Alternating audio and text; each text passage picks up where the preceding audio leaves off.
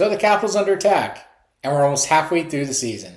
Can someone please give Konosuba a 12-episode season?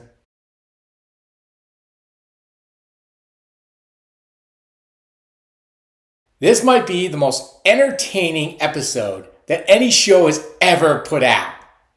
Anywhere in the world, anytime. I had a load of fun watching this one. Almost every main character has had at least one moment to shine. And let's start with our first character we're going to talk about, Aqua. All her moments were involved with the battle. First off, being dragged to the battlefield.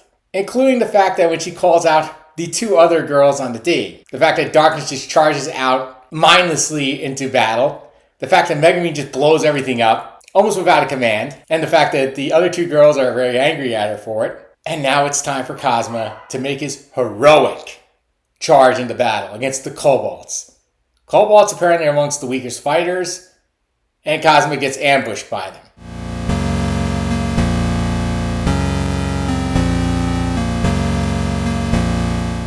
This leads to another great moment, this time with Eris. Eris immediately calls Kazuma out for his sexual harassment against one of her followers. Yeah, I mean, it's wrong. We know Chris and Eris having very little any relationships with each other. So we're going to keep playing with this game, right? And the fact that Kazuma groped Eris. Chris. I'm sorry. I keep getting confused. Same voice actress. And Kazuma said that, feeling her chest, it felt like she was touching a boy. Which leads to this face. I'm going to leave it there for the rest of the review. It is one of the most adorable angry faces I've ever seen drawn. It is cuteness defined. As we move on, before Eris releases Kazuma back to being brought back to the world, she tells him of the divine items that Aqua has given to the other reincarnated people. Should we know that Aqua herself is a divine item, and that now they're being misused. And upon being resurrected, you see Aqua drunk off her ass, just kind of making fun of Kazuma. Another great moment for Aqua. And the other three girls are being praised for their efforts, such as Darkness and her ability to charge out in the field, even though she relatively was doing nothing. Or the fact that Megumin just blew up the other side. Okay, I can understand Megumin being celebrated, and the fact they're dragging her off, because, when she face plants upon every explosion spell, Megumin also makes the pledge to take care of Kazuma at the end of the battle. Of course, this doesn't happen. Kazuma ends up basically giving her piggyback throughout the capital, eventually back into the palace, thanks to Princess Iris. Princess Iris brings her into the bedroom. I have no idea how he got here, but once again, Claire isn't exactly doing her job here, is she? Upon immediately, Megumin points out that this nice little necklace that Iris is wearing, and it has a strange description, which Kazuma easily reads because it's in Japanese. I love the body swipe trope. It's one of my favorite plot devices. The idea of two characters switching bodies. I know Disney actually did quite a few run of it. There's a movie called Freaky Friday. Gravity Falls, I think, did one of the best out of these scenarios. Please look it up. It's actually pretty hilarious in what they do.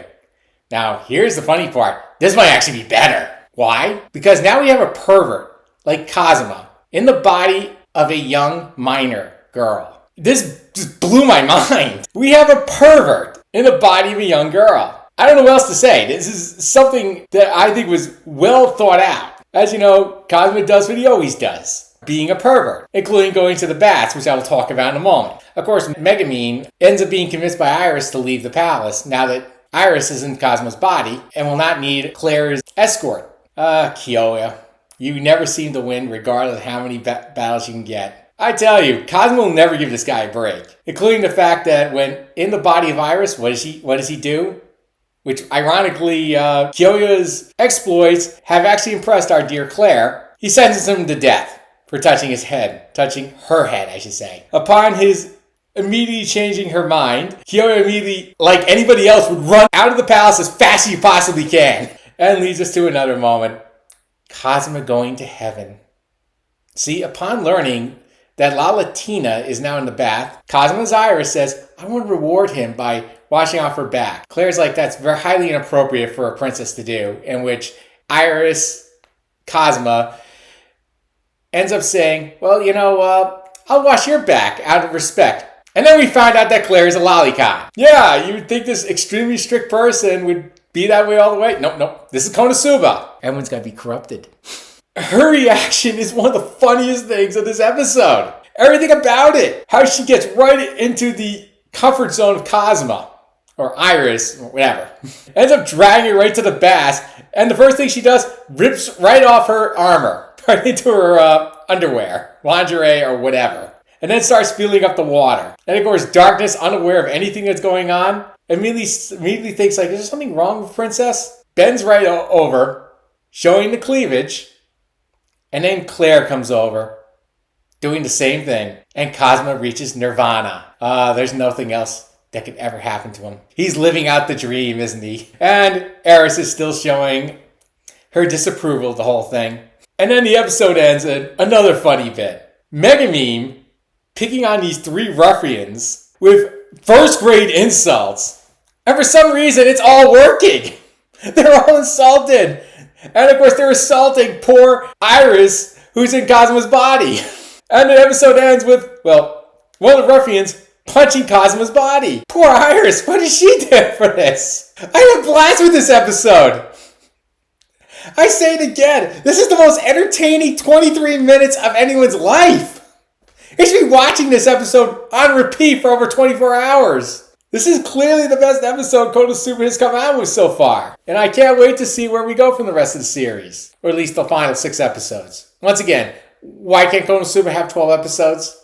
I've seen more shows being stretched out. And if you have great writers, believe me, it can work. And here we are, after one of the best episodes. And I got another episode waiting to be watched. So until then, bye!